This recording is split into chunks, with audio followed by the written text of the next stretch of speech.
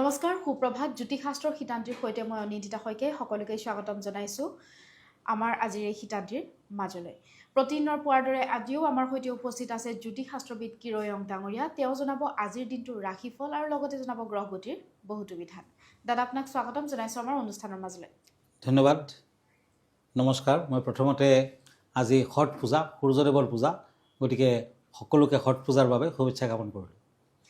হয়, আজিও আমাৰ অনুষ্ঠানৰ আৰম্ভণি কৰিব বিচাৰিম গ্ৰহগতি আৰু যাত্ৰা সন্দৰ্ভতে। হয়, আজিৰ গ্ৰহগতিসমূহ এনেধৰণৰ বহি আছে। শনি মীন ৰাশিত, ৰাহু কুম্ভ ৰাশিত। আজিৰ দিনটোত লগ্ন হ'ল মকৰ লগ্ন, চন্দ্ৰ আৰু বুধ কন্যা ৰাশিত বৃশ্চিক ৰাশিত বহি আছে, কন্যা ৰাশিত শুক্ৰ বহি আছে। ৰবি আৰু মংগল তুলা ৰাশিত বহি আছে, কেতু আজি সিংহ ৰাশিত বহি আছে, বৃহস্পতি কৰ্কট ৰাশিত বহি আছে। আজি 7 কাতি আৰু তিথি শুক্লা চতুৰ্থী, শোভন যোগ, বৃশ্চিক ৰাশি, বিপ্ৰবৰ্ণ, অনুৰাধা নক্ষত্ৰ, দেৱাৰীগণ মানে ৰাক্ষকগণ, যাত্ৰা শুভ, সিদ্ধি যোগ পূব দিশত নাই। আজি শুভকৰ্ম, দীক্ষা, আৰোগ্য স্নান আদি। আজিৰ দিনটোত মূলা খোৱা নিষেধ। এতিয়া আহিছোঁ দিনটোৰ ৰাশিফললৈ। প্ৰথমতে মেষ ৰাশিৰ ফলাফল। Aries, once and knight of once. এই দুখন কাৰ্ড মতে আজি মংগল গ্ৰহৰ প্ৰভাৱত কৰ্ম সম্পন্ন হ'ব। পিছবেলা দূৰ ভ্ৰমণ নকৰিব। আজিৰ দিনটোত কৰ্মস্থানত মধ্যম ফল, শৰীৰ শুভ, বিদ্যাত বাধা আছে। আজি পাৰিলে কনিষ্ঠাত ৰূপৰ আঙুঠি পিন্ধক। হোৱাইট কালাৰ, চিলভাৰ কালাৰ লাকি, অৰেঞ্জ কালাৰ আনলাকি। এতিয়া বৃষ ৰাশিত তৰাছ, পেণ্টাকলছ এণ্ড কিং অফ শ্বৰ্ডছ। এই দুখন কাৰ্ড মতে আজি পুৰণা ৰোগে আমনি কৰিব পাৰে। হঠাৎ কোনো ব্যক্তিৰ লগত মতানৈক্যৰ সৃষ্টি হ'ব পাৰে। কৰ্মস্থানত শুভ ফল, বিদ্যাত মধ্যম ফল। আজি ব্লু কালাৰ লাকি, য়েলো কালাৰ আনলাকি। এতিয়া আহক ওৱান্স এণ্ড পেণ্টাকলছ, মিথুন ৰাশি, জেমিনি। আজি সামাজিক কামত আগ্ৰহ বৃদ্ধি পাব। দুষ্ট লোকৰ পৰা সাৱধান হওক। কৰ্মৰ ক্ষেত্ৰত পদোন্নতিৰ যুগ, প্ৰেমত বিয়া বাৰুৰ যুগ। Golden colour lucky, pink colour unlucky. এতিয়া আহিছোঁ কৰ্কট ৰাশিলৈ। কেঞ্চাৰ, ওৱান্স এণ্ড নাইট অফ শ্বৰ্ডছ। এই দুখন কাৰ্ড মতে আজি ব্যৱসায় বাণিজ্যত উন্নতি বৃদ্ধিৰ যুগ। বন্ধুৰ পৰা সাৱধান থাকক। শৰীৰৰ প্ৰতি নজৰ ৰাখক। সংৰাগ ত্যাগ কৰি চলিবলৈ চেষ্টা কৰক। আজি দান ধ্যান কৰক, ভাল হ'ব। মেৰুণ কালাৰ লাকি, গ্ৰীণ কালাৰ আনলাকি। হয় দাদা, এই মুহূৰ্তত এখন পত্ৰ হাতত তুলি ল'ব বিচাৰিছোঁ। পত্ৰখনত এজনে কৈছে যে তেওঁৰ ৰাশি হৈছে মেষ ৰাশি আৰু তেওঁ কৈছে যে 29 মাৰ্চত শনি গ্ৰহৰ স্থান পৰিৱৰ্তনে বাৰু তেখেতৰ জীৱনত কিবা অশুভ ফল কঢ়িয়াই আনিছে নেকি, সেই বিষয়ে কিছু জানিব বিচাৰিছে। হয়, প্ৰথমতে চাব লাগিব আপোনাৰ মেষ ৰাশি হ'লেও শনি জন্মলগ্নত কোনটো পজিশ্যনত আছিলে। জন্মলগ্নত যদি অতি ষ্ট্ৰং হৈ আছিলে, ভাল জেগাত আছে, তেতিয়া সিমান চিন্তাৰ কাৰণ নাই। নতুবা মেষ ৰাশিসকলৰ বাবে অলৰেডি মাৰ্চ মাহত কিন্তু 29 মাৰ্চত কিন্তু শনি আপোনাৰ ৰাশিৰ ওপৰত অশুভ প্ৰভাৱ, মানে শনিৰ চাৰে খাতিৰ প্ৰভাৱ ষ্টাৰ্ট হৈ গৈছে। অহা এতিয়া আৰু 7 বছৰে ধৰক, মানে 7 ছামথিং মান্থছ আছে আপোনাৰ বেয়া। সকলোতে বাধা বিঘিনি লাগিয়ে থাকিব, কিন্তু ভয় নাখাব, কিছুমান প্ৰতিকাৰ ইয়াৰ আছে। আপুনি নীলম ৰত্ন ইউজ কৰিব পাৰে। নীলম ল'লে আপুনি ইন্দ্ৰ নীলম পিন্ধিব। ভগৱান কৃষ্ণৰ গাৰ নিচিনা যোনটো নীলমৰ বৰণ, 4-5 কেটমানৰ পিন্ধি দিয়ক, ভাল ফল পাব। নতুবা শাস্ত্ৰমতে শনিদেৱে হনুমানৰ লগত এবাৰ যুদ্ধ কৰিছিলে, কিন্তু হনুমানৰ লগত বলত নোৱাৰি তেখেতৰ গাত যথেষ্ট বিষ হৈছিলে, তেখেতে পৰাজয় বৰণ কৰিছিলে। তেতিয়া হনুমানদেৱে পৰামৰ্শ দিছিলে যে তুমি তেলৰ তেল গাত সানি দিবা, আৰু তেতিয়াৰ পৰা তেখেতৰ বিষ নাইকিয়া হৈ গৈছিলে। গতিকে আপুনিও যদি শনি মন্দিৰত তিলৰ তেলৰ চাকি আগবঢ়ায়, শনিবাৰে আগবঢ়ায় আৰু হনুমান চালিচা পাঠ কৰে, তেতিয়া কিন্তু শনিদেৱে আপোনাক অনিষ্ট কৰিব নোৱাৰে। ৰেগুলাৰলি শনি মন্দিৰত আপুনি তিলৰ তেলৰ চাকি দিয়ক আৰু শনিবাৰে হনুমান চালিচা পাঠ কৰক। তেতিয়া শনিৰ চাৰে খাতিটো কিন্তু আপুনি বেয়া ফল নাপায়, আপোনাৰ অশুভ প্ৰভাৱখিনি কাটি যাব। ধন্যবাদ। হয় দাদা, আমি পৰৱৰ্তী ৰাশিফলৰ মাজলৈ আগবাঢ়িম। এতিয়া কাপছ এণ্ড পেণ্টাকলছ, সিংহ ৰাশি, লিঅ'। ৰাজনীতি বা সামাজিক ক্ষেত্ৰত উন্নত ফল, কৰ্মৰ ক্ষেত্ৰত শুভ যোগ, আৰ্থিক দিশত উন্নতি, বিদ্যাত মধ্যম ফল, প্ৰেমত সাৱধান থাকক। অৰেঞ্জ কালাৰ লাকি, ক্ৰীম কালাৰ আনলাকি। এতিয়া আহিছোঁ পেণ্টাকলছ এণ্ড ওৱান্স, কন্যা ৰাশিলৈ। আজি দূৰ ভ্ৰমণ কৰিব পাৰিব, চাকৰিৰ যুগ, কৰ্মৰ ক্ষেত্ৰত স্থান পৰিৱৰ্তনৰ যুগ, ঘৰুৱা দিশত শুভ ফল, প্ৰেমত শুভ ফল। পাৰ্পল কালাৰ লাকি, ব্লু কালাৰ আনলাকি। এতিয়া ওৱান্স এণ্ড পেণ্টাকলছ, তুলা ৰাশি, লিব্ৰা। আজি শত্ৰুৰ পৰা সাৱধান থাকক। ভ্ৰমণত বাধা আছে। ঘৰুৱা দিশত মধ্যম ফল, নিবনুৱাসকলৰ কৰ্মলাভৰ যুগ।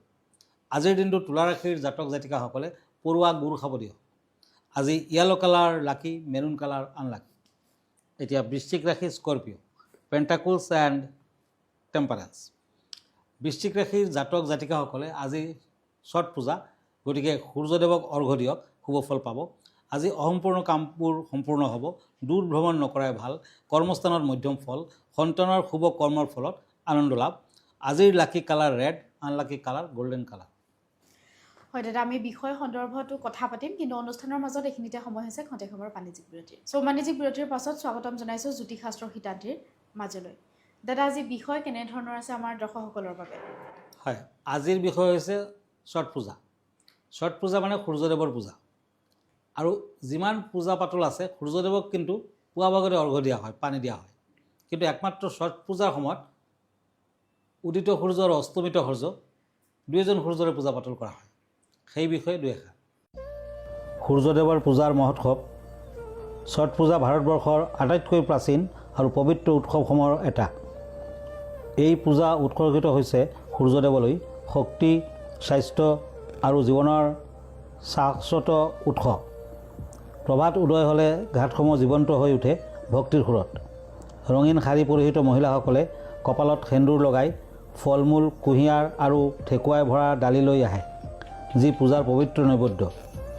ধূপৰ সুঘ্ৰাণে পৰিৱেশ সুগন্ধিত হয় আৰু ছট মাইয়া কি জয় ধ্বনিত হয় নদীৰ দুৱাৰতে। এই চাৰিদিনীয়া উৎসৱ আৰম্ভ হয় গা পা ধুই শুদ্ধতা আৰু আত্মসুচিতাৰ দিন। ভক্তসকলে উপবাসৰ দিনৰ শেষত গুড় আৰু চাউলৰ সাধাৰণ আহাৰ গ্ৰহণ কৰি দেৱীলৈ প্ৰতিজ্ঞা কৰে। তৃতীয় দিনটোত সন্ধ্যাৰ্ঘৰ সময়তে ভক্তসকলে কঁকাললৈ গভীৰ পানীত থিয় হৈ অস্তগামী সূৰ্যলৈ অৰ্ঘ্য দিয়ে, জীৱনৰ আশীৰ্বাদৰ বাবে কৃতজ্ঞতা প্ৰকাশ কৰে। চূড়ান্ত প্ৰভাতত উষা অৰ্ঘ্যৰ সময়ত উদীয়মান সূৰ্যৰ প্ৰথম ৰশ্মিক সাদৰেৰে স্বাগতম জনায়, যি নতুন আৰম্ভণি, আশা আৰু সমৃদ্ধিৰ প্ৰতীক।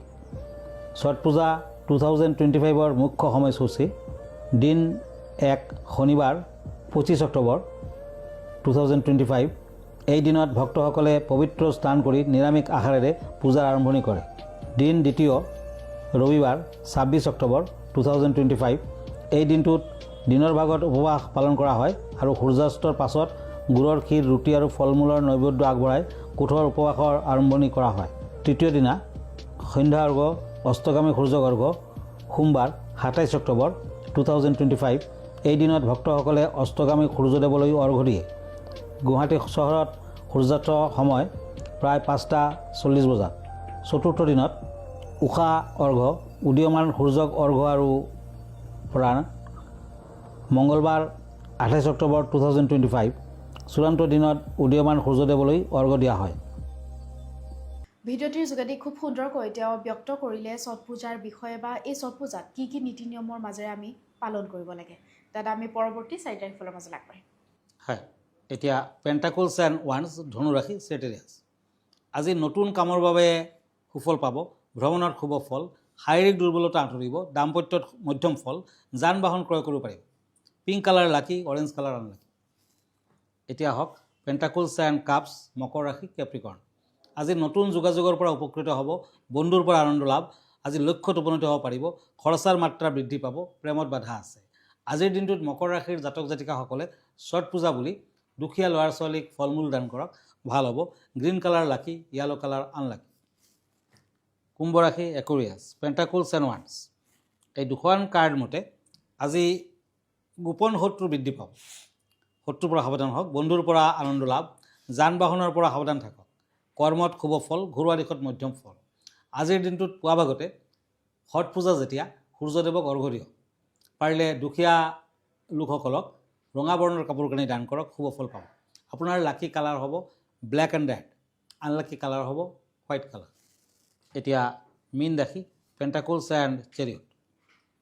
এই দুখন কাৰ্ড মতে আজি যান বাহনৰ পৰা ক্ষয় ক্ষতি হ'ব পাৰে, কৰ্মস্থানত শুভ ফল, বিদ্যাৰ্থীসকলে অধিক কষ্ট কৰিব লাগিব, শৰীৰৰ প্ৰতি লক্ষ্য ৰখা উচিত হ'ব। লাকি কালাৰ হ'ব ক্ৰীম কালাৰ, আনলাকি কালাৰ হ'ব ব্লেক কালাৰ।